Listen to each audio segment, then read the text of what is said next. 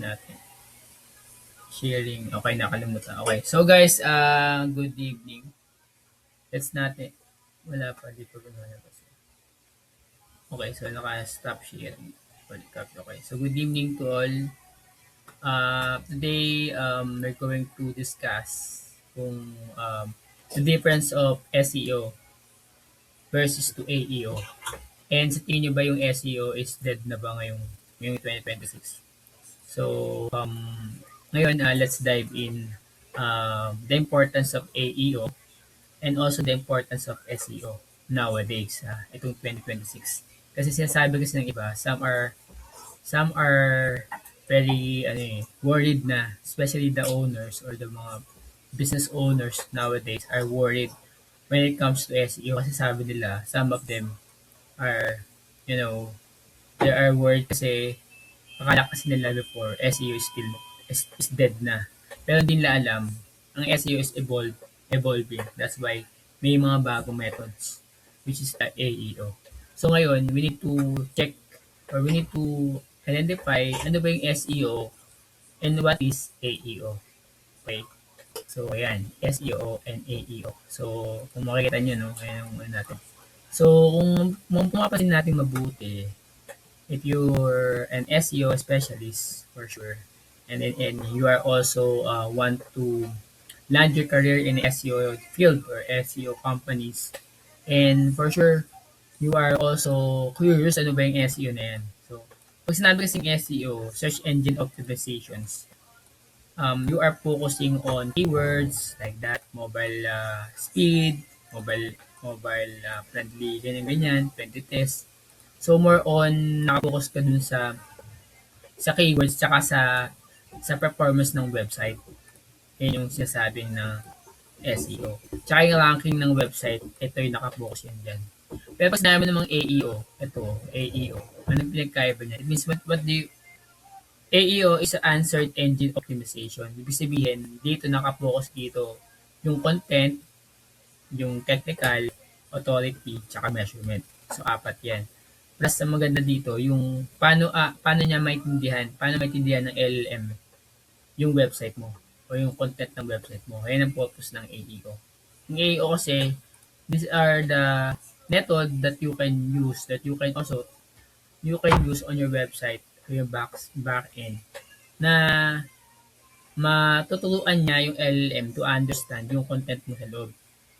Okay? So, dito ang focus naman ng yung AEO is more on structured, mga HTML, mga semantic HTML, structured, ganyan, mga schema. So, ito yung ano niya, tsaka yung sabi ko kanina mga answer. And how you, paano mo hasagutin yung mga questions directly. Dito kasi, yung AEO more on questions to, question and answer ang datingan. Unlike si AEO, itong si SEO, hindi. Ito more on keywords, di ba? Keywords yung focus mo, tapos more on dun sa website ka, nakabase ka dun sa bilis ng website mo, inaayos mo yung mga problema sa website. So, more on ganun siya. Ito hindi. Ano lang siya, more on i-realign mo lang from SEO to AEO. Ganun yung gagawin niya. So, ayun. Okay. So, ito yung AEO, no? So, example lang, SEO ko, diba? So, ano ba yung mga list of questions? Kasi mo ng SEO, AEO bootcamp in, let's say, Manila. Ayan. Search natin. So, kasi nowadays kasi, lahat kasi ng tao ngayon, hindi na sila gumagamit ng directly pang Google. Ito, direct pa dito sa search. Most of them, they are relying the answers to AI. The AI mode, yan, mga AI overview. So, dito sila nakabukas ngayon. So, ngayon, kaya ginawa yung AEO. Kasi nga, more on LLM na tayo mga large language model ng nagpapatakbo ngayon. So, ibig sabihin, mas pinapriority ng mga tao itong AI even though si Google. So, kung yung AI versus Google, mas pipiliin ko magtanong kay AI kaysa kay Google. No? So, ngayon, kaya nabuo yung AEO. Si AEO is Answered Engine Optimization. So, like this, if you can see, search ako, ang labas kay AI mode, itong mga to. Ayan, diba? Ayan. So, yan. Tapos makikita mo dito, ito yung mga nirecommend sa akin nirecommend sa akin ni Google, which mali nga ito kasi naman, auto si iba yung tsura.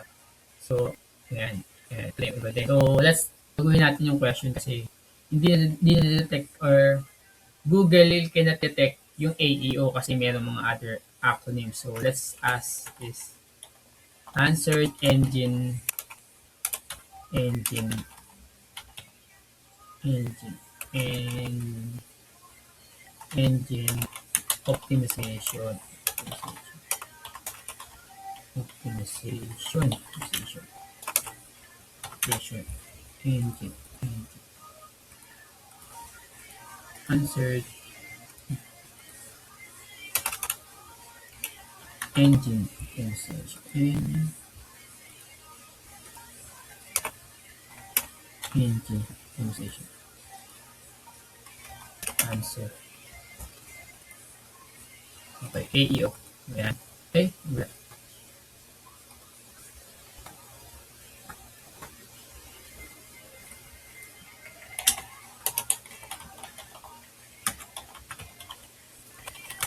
AEO. Ayan. Kasi Train in Manila. Tingnan natin dito. So, ayan, no? So, when I go to AI mode and ito nilagay ko keywords. So, if you can see, mas malaki kasi yung tiwala ng tao sa AI even though sa Google search. So, most of them are relying na sa AI. Even the doctors, no? For example, ikaw mag-apply ka ng, mag-ano ka, you want to check the assessment, ganyan-ganyan, o yung laboratory mo.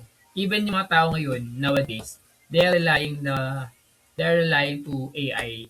Ayaw nila sa mga, sa mga Google search, ganyan-ganyan, sa Bing, mas gusto nila yung AI. Rekta na sila sa AI. Kasi si AI kasi, binibigay siya ng magandang sagot at reliable yung binibigay niya ng sagot. So dito, ang purpose ng AEO, sabi nga dito, ang AEO kasi siya is, yung sabi ko kanina, more on na siya, content, content, technical, authority, tsaka measurement. So, apat yung kailangan mo dyan ayusin. Tapos, more on answer, tsaka si question answer yung dati. So, ito, example, if I type in the answered engine optimization SAEO training in Manila, ito yung lumabas, diba? So, yan yung lumabas. Ito yung mga labas. Isa lang yung lumabas. Ito yung mga lumabas. Ibig sabihin, ito yung mga trusted AI na na mga source or reliable source na nag-o-offer doon ng AEO. Ayun nasabi. AEO. So, yeah. So, yung ngayon, ang pinagkaiba nga yan, kasi si SEO nga, nakapokus sa mga probability, ganyan-ganyan, indexing, diba, mga sitemap. Meron din naman AEO. Si AEO din naman, meron siyang ganyan. Yun nga lang kasi, si AEO kasi, nakapokus yan sa answered questions. So, more on questions talaga siya. Na, dito yung mga example nito. Example, dito yung makikita sa baba. Ito, ayan guys. Ito, people also ask. So, dito yung mga yan. Like ito, what is the SEO answered engine optimization? So, pag click mo yan, ito yung lumalabas. Yan. So, ayan. The more natin click mo yan, madami. Ayan. Sabi to, what is the difference of SEO, AEO, and JEO? So, sabi to, how do they compare and while traditional SEO is focusing on ranking, di ba? Ayan, mga blue links, yan. Kasi ang SEO kasi, more on backlinks, ganyan, di ba? More on mga link, ganyan. Kaya natawag na blue links, ranking. Pag naman GEO naman, ito naman yung mga cited, trusted by AI. Yan.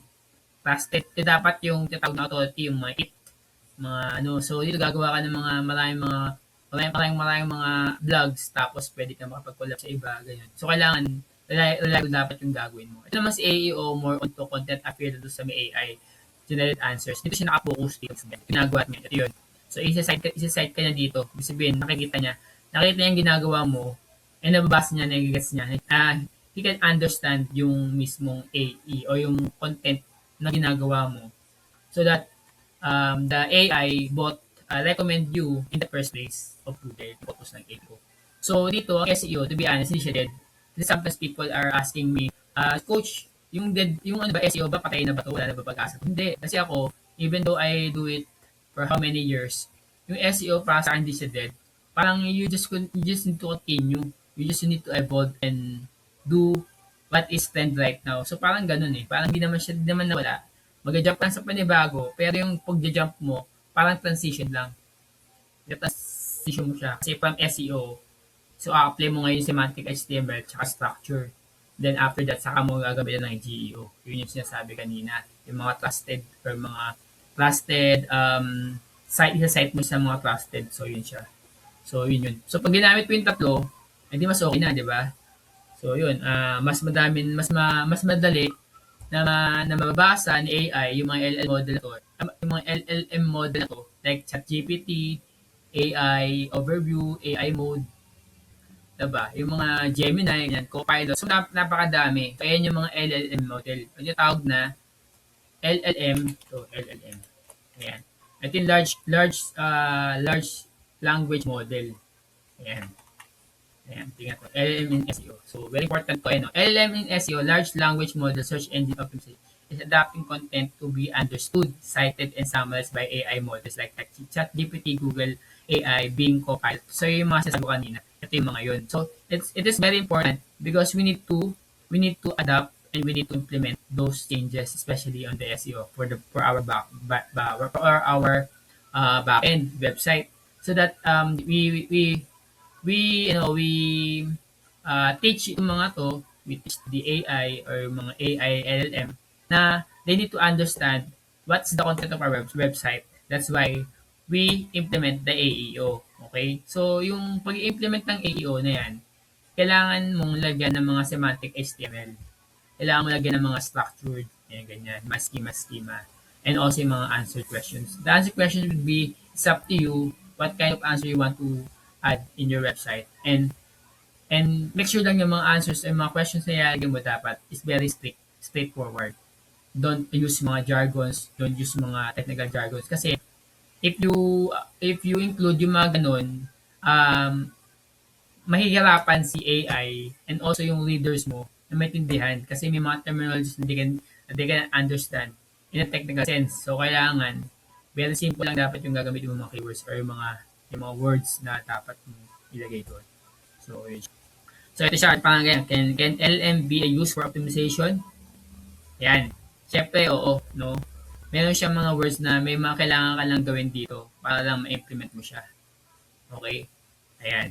So, marami kang gagawin dito. Pero masaya to kasi parang kailangan mo lang mapaganda yung website mo. Maglagay ka ng mga something doon para mag-sila. Kasi yung bot ng Google hindi naman mababasa yung website mo kasi nga hindi ka hindi mabasa ng LLM bot yung web mo kasi nga 'di ba? Dahil hindi siya naka AI powered parang ganoon. So ngayon, ang gagawin mo lang doon, kailangan mo lang ayusin yun, yung structured niya. Ganyan ang diskarte. Tapos maglalagay ka doon ng mga something sa inside, sa loob. Meron kami tinatawag na lm.txt. TXT.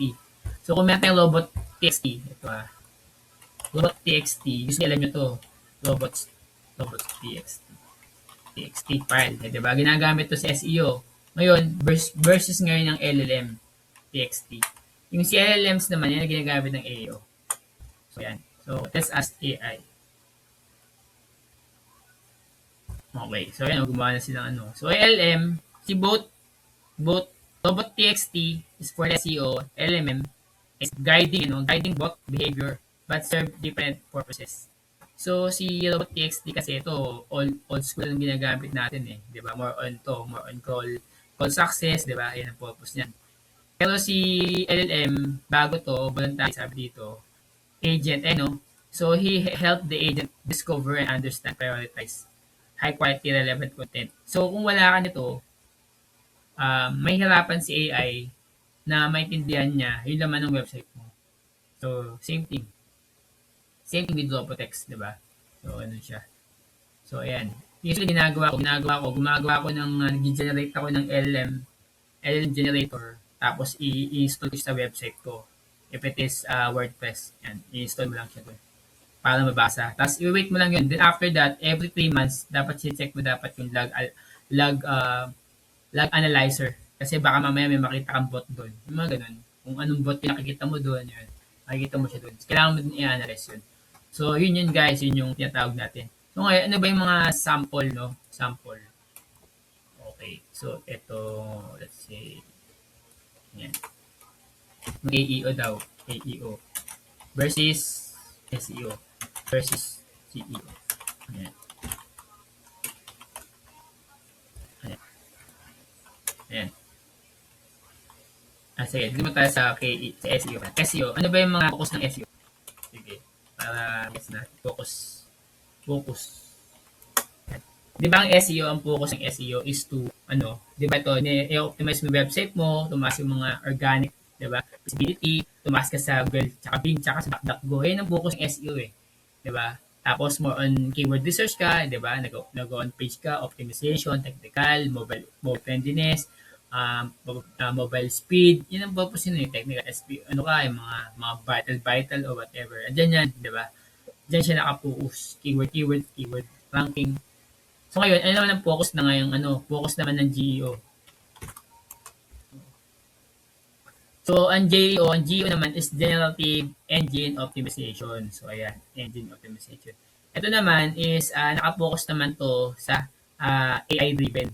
Okay, so para maintindihan, para ma-cite nung bot, okay, ito mga tools yan, yung mga ChatGPT, Perplexity, Gemini, Google AI Overview. So ito yung mga yun. So, kung titignan mabuti, anong pinagkaiba niyan? Si SEO daw nag-drive na traffics. Kasi nga, through blue links. Yung blue links, yan yung mga ano, di ba? Internal link, yan, mga ganyan. Yung AEO, GEO naman, in-aim niya yung mga citations, mentions, inclusion sa AI, summary. Ang focus naman ng SEO is target tayo ng keywords at backlink, di ba? Same thing, na ginagawa natin kaya nagpapadami ng mga backlinks. Di ba? Kaya kayo nagkukuha ng mga edge at yun eh. First GEO kasi, semantic, yung sinabi ko ay na semantic understanding and authority. Kaya sabi ko nga sa inyo, di ba? Very important sa AEO and GEO, yung tinatawag natin na content, authority, content, technical, authority, tsaka measurement. Apat yung kailangan mo dyan check. Dito, sa content naman, si SEO, mas gusto niya yung mga long-term, mga comprehensive content. Dito, kay GEO, hindi yun importante. Ang total dito is structured. Di ba? Sabi ko kayo na, semantic, HTML, and structured. Structured ang very important dito. So, kailangan lang structured yung way mo, paano mo siya extract na yan. Kailangan maganda yung pagkaka-present mo dun. So, ganun siya. Sa algorithm naman, wise, SEO kasi naglalayan sa ranking factor, diba? Like yung mga penguin, ganyan. Kung may mga spammy, diba? May mga broken something, ganyan, duplication. So, doon siya naglalay sa factors na ganun. Si GEO is naglalay siya sa LLM. Yun nga yung tinatawag na large language model na kaya niya i-interpret yung content ng loob ng website with the use of ChatGPT, mga yan, Copilot. So, yun siya. So, bakit napaka-importante ng AEO? Why is very important to have AEO, best practices, and GEO? Kasi nowadays, nasa era na tayo ng innovation. So, pagaling yung internet and pagaling yung gumagawa ng mga yung ngayon, palakas ng internet. Nag-iba na yung era ng paggamit ng internet. Kaya ngayon, very useful ang GEO.